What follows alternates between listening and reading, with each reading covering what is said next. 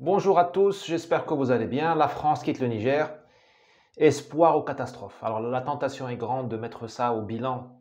Magnifique, merveilleux, formidable, du Mozart de la diplomatie, Monsieur Macron. Mais le sérieux nous invite à un peu plus de nuances et de circonspection. En effet, il est tout à fait normal que le Niger, finalement, gère ses affaires par lui-même. Imaginez-vous des bases américaines en France. Imaginez-vous des bases russes en France pour garantir la sécurité dans ce pays. Bon, vous me direz, nous avons 700 zones de non-droit gérées par des forces étrangères, mafia, gouvernements étrangers et milices de dealers de drogue. Mais bon, faisons semblant et appelons ça des zones prioritaires, des zones urbaines sensibles, et non pas des zones de non-souveraineté. Donc, il est normal que le Niger ait demandé à la France de partir. Bon, la manière, la méthode est très brutale, mais ainsi est l'histoire. Tout ne se passe pas avec des petits bisous et des caresses dans le dos. Ce qui se passe au Niger et plus généralement en Afrique, au Gabon notamment, il y a eu un coup d'État, nous donne quand même quelques claques à nous autres occidentaux ou affiliés à l'Occident, puisque comment dirais-je, nos certitudes sont ébranlées par les Africains. D'abord, les Africains nous démontrent que les élections n'ont rien de sacré. Le président nigérien déposé était élu démocratiquement. Bongo a été élu, alors je ne sais pas s'il a été élu proprement ou pas, mais il a été élu, il a été réélu. Et il a été déposé par les militaires sans que le peuple ne sorte dans la rue, ne casse Libreville, la capitale, ni ne s'épanche sur les réseaux sociaux en disant sauvons la démocratie. Le Mali, pareil aussi, hein, le Mali, le Burkina, sa même mémoire est bonne, des gouvernements, des régimes démocratiquement, enfin adoubés par les urnes, comme on dit, hein, je parle comme M. Duhamel maintenant, des régimes démocratiquement élus ont été déposés, le peuple a applaudi. Et à la limite, ça a été peut-être la bonne chose à faire.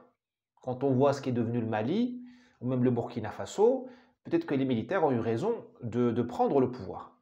Et là, on arrive dans une aporie, dans une impasse de la pensée occidentale, celle de Rousseau et de Voltaire, et de tant d'autres, c'est que la démocratie n'est pas la solution à tout. La démocratie a des limites. Elle n'a pas été prévue dans le cas de l'incompétence généralisée des élites.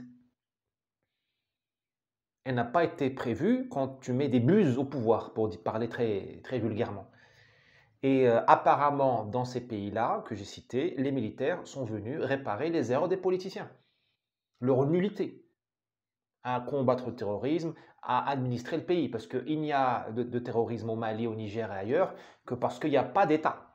L'administration s'est étiolée, elle s'est enfumée, elle est partie en fumée, elle est partie, elle s'est éparpillée. Ce sont des pays où les profs ne rejoignent pas leur salle de classe, ils ne font pas cours. Parce qu'il n'y a pas de proviseur, il n'y a pas de directeur. La caserne est fermée, elle a été, où les flics ou les militaires vivent eux-mêmes assiégés, ils ne sortent pas de leur caserne. Ils sont ravitaillés une fois par mois par hélicoptère ou par convoi blindé. Il n'y a plus d'État. Il n'y a plus d'État. Donc, les militaires sont intervenus parce qu'ils ont compris que les hommes politiques, les partis, les parlementaires, toute cette classe, toute cette caste, ne sont, selon eux, je ne pense pas qu'ils aient tout à fait tort, que des parasites et qu'ils ne sont incapables de résoudre les problèmes du pays. Donc, une claque énorme à la notion de démocratie, de légitimité. Qu'est-ce que c'est que la légitimité? Est-ce que c'est se faire élire par une majorité à 50,1% ou est-ce que c'est être capable? Qui est légitime? Le type compétent, patriote qui aime son pays, ou bien le type qui a été élu? Deuxième claque que nous donnent les Africains, c'est de dire qu'au final, il y a toujours l'élément identitaire. Je le dis, je le répète, le 21e siècle sera identitaire. Un grand monsieur, je crois Malraux, disait qu'il serait religieux, c'est ma mémoire est bonne. Moi je dis qu'il sera identitaire, et religieux certainement, mais identitaire. Ces coups d'État ont fonctionné parce qu'il y a une base ethnique derrière, notamment au Niger. Ces militaires, moi je les adore d'ailleurs, on dirait des rappeurs américains repentis. Moi je vois des Puff Daddy partout. et des Tupac Shakur. Je m'excuse, hein, je fais des raccourcis. On a des raccourcis qu'on mérite et l'imaginaire qu'on mérite. Mais moi, je vois ces militaires magnifiques avec comment on dit ça, leur masque ninja dans certains cas, leur masque Covid, leurs jumelles infrarouges, leurs muscles, leurs uniformes impeccables qui évoquent plus les États-Unis que la France d'ailleurs.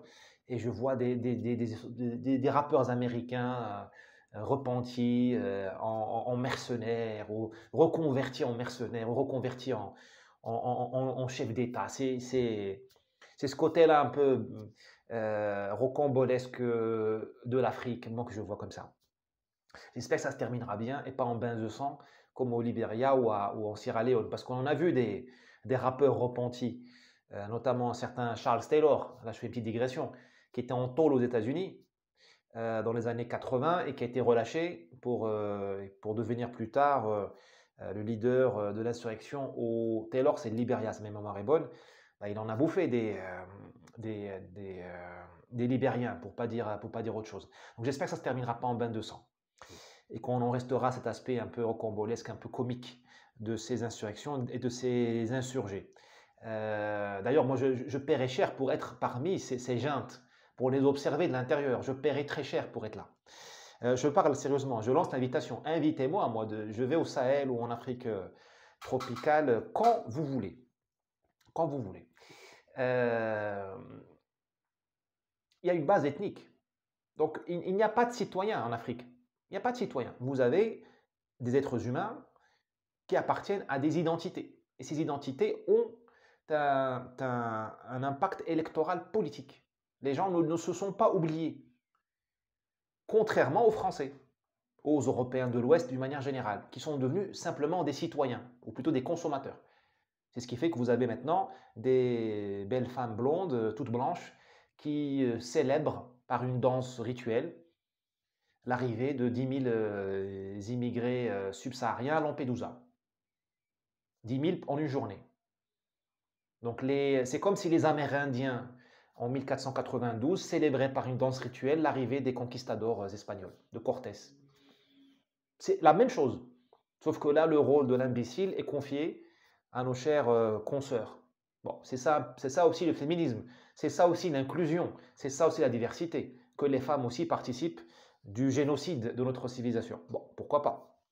Si ça permet de cocher une case, mixité, inclusion, égalité. C'est ça l'égalité, même dans la bêtise. Bon, j'aurais préféré que les femmes ne se salissent pas, ne soient pas synonymes de soumission et de bêtise, parce que là, on est vraiment dans la fin de, enfin là, c'est la fin de la civilisation occidentale. En tout cas, on est en train de mettre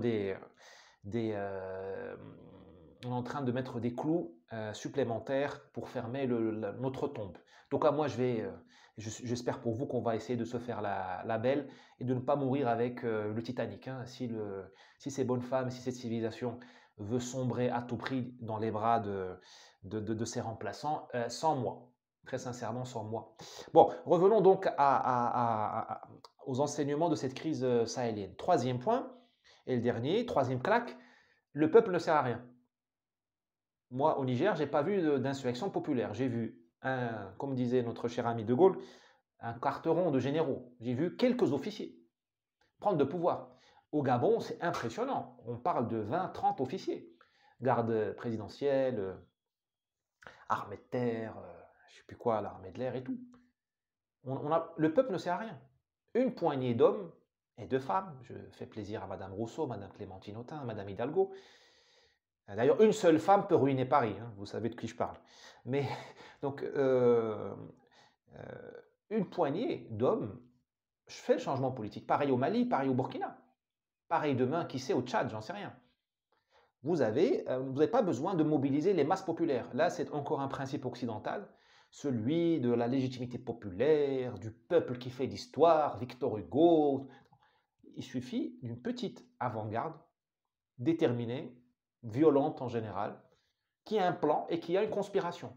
Quatrième claque, j'ai dit que c'est la dernière, la troisième, en fait la dernière c'est la quatrième, c'est celle-ci, c'est la conspiration. La conspiration a marché. Qu'est-ce que c'est qu'un coup d'État qui a réussi? C'est une conspiration qui a marché. Théorie de la conspiration, hein, je salue ici les ayatollahs de la lutte contre la théorie du complot, chers amis, chers génies français, vous avez encore été invalidés, démentis. La conspiration est un des éléments de l'histoire politique, comme la guerre, comme la violence, l'intrigue. Ces officiers-là, cette poignée d'officiers, j'insiste, ont intrigué, ont conspiré, ont écrit un complot, ont planifié une action. Et cette conspiration réussie leur a permis d'accéder au pouvoir. Donc vous ne pouvez pas venir et faire la police des mœurs en disant quiconque évoque une conspiration est un dingue. Non, c'est vous les dingues. C'est vous les incompétents. L'Afrique vous a démenti. Voilà où je voulais en venir. Un dernier point, il ne faut pas sombrer dans le catastrophisme par rapport au départ des Français du Niger. La France n'est pas partie du Niger. Est restée la langue française. Le plus important est resté. Le plus important a été semé, la langue française. Le jour où les Nigériens parleront anglais ou arabe ou russe ou chinois ou turc, là, il y a de quoi convoquer les pleureuses. Là, il y a de quoi faire des cérémonies, un deuil national à Paris, à Notre-Dame, si vous voulez. Mais là, bon, les militaires sont partis. Ben, voilà, ok, c'est normal. Pays souverain, il s'occupe de sa sécurité lui-même. Mais la France est restée, dans les cœurs et les esprits, dans les bouches. À chaque phrase, la France est là. Parce que les Nigériens n'ont pas de langue nationale, ils n'ont que le français comme une langue une roue de secours pour se comprendre entre eux. Du nord au sud, de l'est à l'ouest. C'est pareil au Tchad, c'est pareil au Mali, c'est pareil au Burkina, c'est pareil au Gabon, c'est pareil au Sénégal, c'est pareil en Guinée, c'est pareil au Maroc, en Algérie, en Tunisie. Malgré tous nos contentieux avec la France, nous les Nord-Africains, nous nous accrochons par nos deux mains aux Français, parce que nous n'avons pas de langue nationale.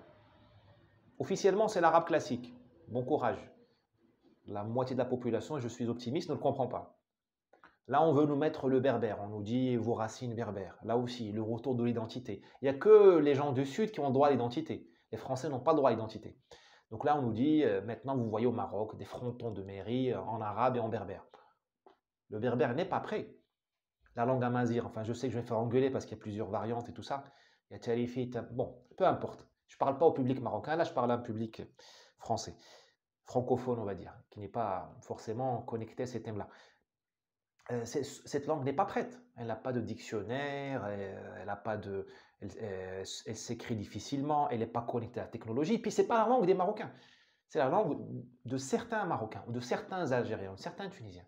Donc on va nulle part avec ça. Je ne suis pas contre un revival identitaire, mais on va nulle part avec ça. On est encore obligé d'utiliser le français pour aller vite, pour produire, pour l'efficacité, pour se faire comprendre. De Casablanca à Tunis, le français est encore indétrônable. Le français nous rend service. Tant que le français nous rend service en tant que langue nationale par défaut, non assumée, mais qui est présente, je parle de toutes les classes sociales. Toutes les classes sociales. Bien sûr, évidemment, un type des bidonvilles ne va pas parler, en théorie, ne va pas parler un français aussi parfait, sans accent, qu'un type des beaux quartiers de Casablanca. Mais tout le monde a recours à un degré ou à un autre à des bribes de français. Voilà, donc la France n'est pas partie. Malgré M. Macron, vous voyez, voilà, une note d'espoir. M. Macron, qui pourrit tout ce qu'il touche, même Macron n'a pas pu. Il ne pourra pas enlever cette semence, cette graine, ce fruit de la présence française qui est la francophonie, l'usage du français. Le français est une langue magnifique, très riche, en dépit de nos chers rappeurs français. En dépit de nos rappeurs, nous avons encore accès aux textes du Bellay, de Molière, de Victor Hugo et de tant d'autres. De Lamartine, de Alfred de Vigny, et ainsi de suite. Chateaubriand. Bon. Grâce à Dieu, la galerie des talents français est très grande. Les textes de Cédar Senghor, les textes de... Voilà. Je suis inclusif et sincère. Voilà, donc c'est la vie qui continue. Et bon courage au peuple du Niger. Et j'espère qu'ils ne vont pas remplacer les Français, les bases françaises, par des bases russes, ou des bases turques, ou émiratis, ou qataris. Là, c'est pas très malin. Mais bon, je leur fais confiance. À demain et n'hésitez pas surtout à cliquer sur like et à partager cette vidéo et à acheter les livres bien entendu.